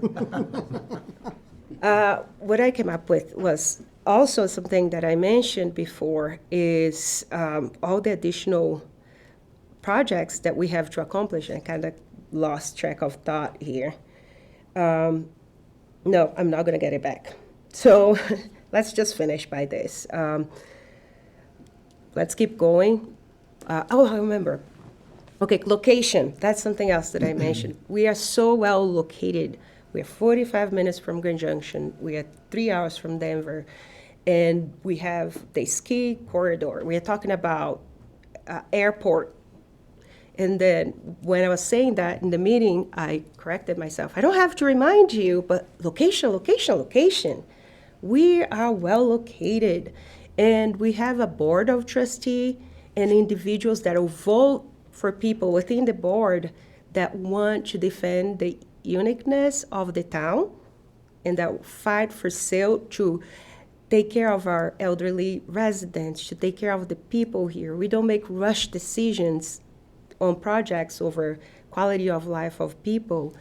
And we have great things because when you stand on strong values, which we do, you can just grow. That's it. Trustee Flores? Excellent. Jeff and Trey, it was great working with you guys. You guys have accomplished a lot and led, your leadership skills has brought us to this point, hands down. It's been amazing to see these big projects happening in this small community. Thank you guys. And then I'd like to give the boards a heads up. We put our house on the market. So when it sells, I was trying to make it through April till my term expired, but I was updated that we're going through to November for the election. So there's a chance that I might be resigning once our house sells. And we're moving from the area. So. Okay. Trustee Britnell. As far as I know, I'm staying. I'm not going anywhere. I'm just kidding. No, Trey, Jeff, obviously both you guys have laid a lot of groundwork for a lot of the great things we've been able to accomplish. Jeff's biggest strength I've seen in the changes for when I was on the board before Jeff got here, and been on the board since he's been here, is the subcommittees and things are vital, I think, in that it gets a lot of input, it breaks it down, and it makes it more of an overall community decision versus a couple of individuals pushing their agendas, which sometimes happens in small towns. And the fact that that doesn't happen here now, it hasn't been happening, I think that's a strong part of Silt. Doing a lot of the long-range planning things and having it be a group of people making the long-range plan versus a couple of individuals sitting there just writing what their manifesto is for the town. So I think that that's been a huge accomplishment. And it's just been an honor to work with you guys and look forward to continuing the legacy and keeping moving. Okay. Trustee Clausen. All right, I had a couple questions, which I should have asked earlier. The community park grant, when Yes. do we know if we get that or not? Oh my God. Or is that We come got and it. gone? No. We get official notice this Friday. It has to go in front of their director. Pretty much the committee has recommended us to be funded for this grant. And they said that it's very rare that the executive director doesn't approve what they recommend, but we don't have the official notice yet. We will find out Friday, I believe it is. Okay, Be a good going away present. yeah. Yeah, it $1 would. million. And then the other question I had, the wastewater treatment plant, didn't you kind of have it in the works for us to kind of get an extension? The extension was opened in 2017, 2018, and then it closed. We have been trying to figure out if we can reopen that extension and get signed up for it. For whatever reason, staff at the time did not apply for that extension. And we haven't had any luck yet getting the extension reopened. Not for sure if we'll get an extension reopened. So we've kind of worked on that, but we're also working on what we have to do to meet the regulations and not hinge everything on possibly getting an extension. And that is one of the things that we kind of, I wouldn't say we put it on the shelf, but we slowed it down a little bit, slow walked it a little bit, just because we had the water plant. And all of our engineering capabilities and all of that had to be kind of working on that. But I think now that that is on the list to really get into the details of not only what is required by the new, whatever the new regs are gonna be of our plant, because who really knows at this point? But also part of that is to dig into that waiver to see if it's possible to even reopen that. And who might be interested in joining us to ask for that waiver to be reopened? No, okay. All right, thank you. And I guess I just wanted to thank you for all of your service and dedication to the town, and you really have made the town a better place. And I want to mention Sheila's little blurb on her, I guess, monthly report, you know, because other people here talking about third nipples. And Sheila said, seriously, did you read it? Did you not read it? You didn't read it, did you? Yeah, I did. Anyway, but I just wanted to say, enjoy your retirement, Jeff. It has been a pleasure working with you. You will be missed. Thank you, Chris. Maybe I didn't read it. 1 out of every 18 people have a third nipple. That was my interesting fact in my Sorry, I staff missed report. that one. And I just wanted to say nipple. In a public meeting. Trustee Seifert. Yeah, thanks, Jeff and Trey. I've known Trey long before we were on the fire department, what, 10 years? You were on at least 10 years with me, I think. Yeah. So I worked with him long before that on the fire department, so I want to thank them both for their service. I want to thank the meeting tonight. For me, it was very informative. Of course, that's what I've done for 55 years, so maybe a little anal on it, but to me, it was very informative. It answered a lot of questions, so that's where I'm at. Thank you. Pro Tem? Others have already said it better than me, so just thank you. Thank you. Keep it brief. For a change. That's all you got? I could tell you when Jeff first emailed me, if you really want to know. Jeff, you emailed me on February 20th, 2019 about the ASAP group. So you can either thank him or blame him. That's up to you. I don't know, I got the video last night at what, 11 o'clock? Yeah. Which is good, because I didn't have time to worry about it. Because I didn't see it till today, and I was busy like right up until I left, so that was ideal. There was no time to panic. And I had the mayor there, doing the heavy lifting. Yeah, I don't know about that. So, I don't have a whole lot, same thing. Thank you to you two gentlemen. I got to work with one other public works director while I've been on the board and one other town administrator, and leaps and bounds above what we used to have. So, definitely going to be tough to replace both of you, but we'll see what we can do. The other thing I want to say is the dark gray new police car that we have. That's a good looking police car. It is. From the side. Haven't seen it behind me yet, but from the side, it's a great When looking it's police car. behind you, it's not good looking. Probably not, I haven't Enjoy seen it your with the drive lights home. on, but it is a beautiful looking police car. So good choice on that one. I like getting away from just the plain white every once in a while, so. And then I do want to thank the chamber for putting on the State of the Community luncheon today. You know, we've had a rough past with the chamber, but I do feel the group that they have working for them now is actually trying to get something done and become a productive a group. So we'll see where that goes. And then I just want to let everybody know that I will be gone at the next meeting.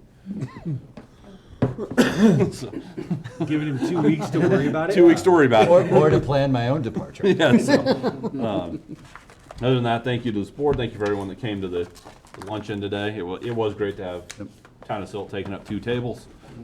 Great representation. So let's On the keep front moving row forward. even. Yeah. Right in the front row. great Yeah. seats. Thank you, Jim, for joining us today, and Good to be look there. forward to working with you. Other than that, the next item on the agenda is going to be the adjournment of Jeff's last meeting and possibly Trey's. Mr. Mayor, make a motion to adjourn. Second. Motion by Trustee Seifert to adjourn the meeting, second by Trustee Brittenell. All those in favor? Aye. All those opposed? Motion carries unanimously. Thank you, everybody. Get home safe.